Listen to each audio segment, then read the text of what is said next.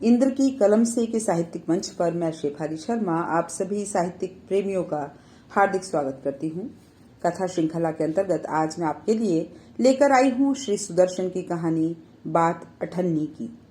सुदर्शन हिंदी के उन गिने चुने कथाकारों में से हैं जिनकी कहानियां यथार्थ और आदर्श का अद्भुत मिश्रण है। छोटी से छोटी घटना को संवेदनशील ढंग से प्रस्तुत करने की कला और सामाजिक बुराइयों को उजागर करने का साहस सुदर्शन जी में है। बात अठन्नी की एक ऐसी कहानी है जो हम सभी को यह सोचने पर मजबूर कर देती है कि क्यों ऊंचे से ऊंचे ओहदों पर बैठे पैसे वाले लोग अपनी तिजोरियां भरने के लिए रिश्वत बटोरने का हक रखते हैं और क्यों एक गरीब जरूरतमंद आदमी मजबूरी में अठन्नी भर का घपला कर देने पर जेल की सजा काटने पर मजबूर हो जाता है। क्या ऐसी व्यवस्था स्वस्थ समाज को जन्म दे सकती है? तो आइए सुनते हैं और जरा चिंतन करते हैं श्री सुदर्शन की इस कहानी के माध्यम से बात अठन्नी की। रसीला इंजीनियर बाबू जगत सिंह के यहाँ नौकर था। 10 रुपए वेतन था। गांव में उसके बूढ़े पिता, पत्नी, एक लड़की और 2 लड़के थे। इन सब का भार उसी के कंधों पर था। वह सारी तनख्वाह घर भेज देता पर घर वालों का गुजारा न चल पाता। उसने इंजीनियर साहब से वेतन बढ़ाने की बार बार प्रार्थना की पर वह हर बार यही कहते, अगर तुम्हें कोई ज्यादा दे तो अवश्य चले जाओ, मैं तनख्वाह नहीं बढ़ाऊंगा। वह सोचता, यहाँ इतने सालों से हूँ, अमीर लोग नौकरों पर विश्वास नहीं करते पर मुझ पर यहाँ कभी किसी ने संदेह नहीं किया। यहाँ से जाऊं तो शायद कोई 11-12 दे दे पर ऐसा आदर नहीं मिलेगा। जिला मजिस्ट्रेट शेख सलीमुद्दीन इंजीनियर बाबू के पड़ोस में रहते थे। उनके चौकीदार मियां रमजान और रसीला में बहुत मैत्री थी। दोनों घंटों साथ बैठते बातें करते। शेख साहब फलों के शौकीन थे। रमजान रसीला को फल देता। इंजीनियर साहब को मिठाई का शौक था। रसीला रमजान को मिठाई देता। एक दिन रमजान ने रसीला को उदास देखकर कारण पूछा। पहले तो रसीला छिपाता रहा, फिर रमजान ने कहा, कोई बात नहीं है तो खाओ सौगंध। रसीला ने रमजान का हट देखा तो आंखें भर आईं। बोला, घर से खत आया है, बच्चे बीमार हैं और रुपया नहीं है, तो मालिक से पेशगी मांग लो। कहते हैं 1 पैसा नहीं दूंगा। रमजान ने ठंडी सांस भरी। उसने रसीला को ठहरने का संकेत किया और आप कोठरी में चला गया। थोड़ी देर बाद उसने कुछ रुपए रसीला की हथेली पर रख दिए। रसीला के मुंह से एक शब्द भी न निकला। सोचने लगा, बाबू साहब की मैंने इतनी सेवा की पर दुख में उन्होंने साथ नहीं दिया। रमजान को देखो, गरीब है परंतु आदमी नहीं देवता है, ईश्वर उसका भला करे। रसीला के बच्चे स्वस्थ हो गए।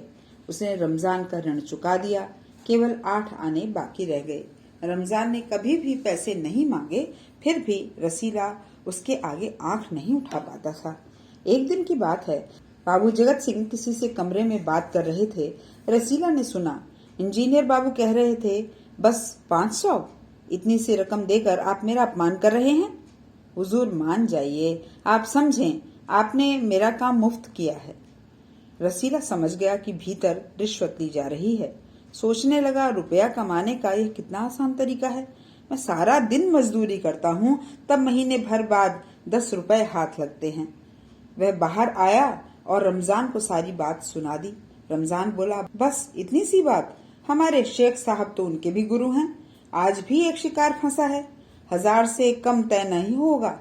भैया, गुनाह का फल मिलेगा या नहीं यह तो भगवान जाने, पर ऐसी ही कमाई से कोठियों में रहते हैं और एक हम हैं कि परिश्रम करने पर भी हाथ में कुछ नहीं रहता। रसीला सोचता रहा, मेरे हाथ से सैकड़ों रुपए निकल गए पर धर्म नहीं बिगड़ा। एक एक आना भी उड़ाता तो काफी रकम जुट जाती।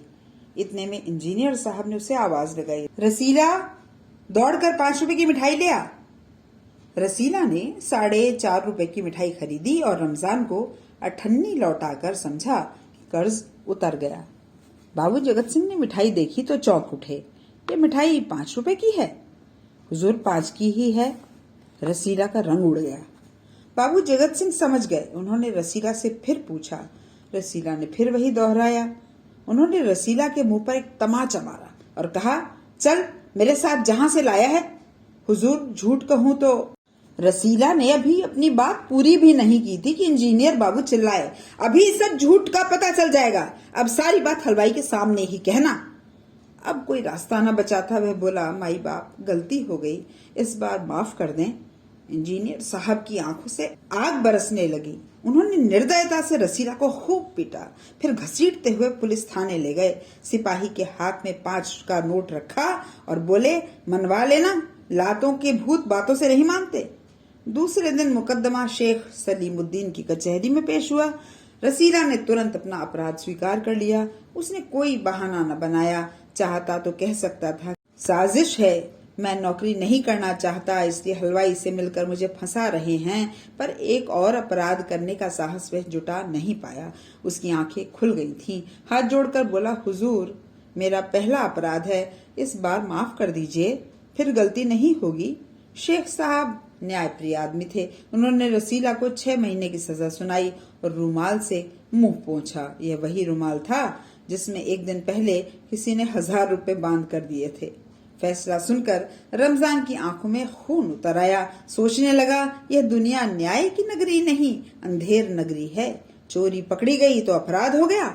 असली अपराधी बड़ी बड़ी कोठियों में बैठकर दोनों हाथों से धन बटोरते हैं, उन्हें कोई नहीं पकड़ता। रमजान घर पहुंचा। एक दासी ने पूछा, रसीला का क्या हुआ? 6 महीने की कैद। अच्छा हुआ, वह इसी लायक था। रमजान ने गुस्से में कहा, यह इंसाफ नहीं, अंधेर है। सिर्फ एक अठन्नी की ही तो बात थी। रात के समय 1000-500 के चोर नरम गद्दों पर मीठी नींद ले रहे थे। अठन्नी का चोर जेल की तंग अंधेरी कोठरी में पछता रहा था।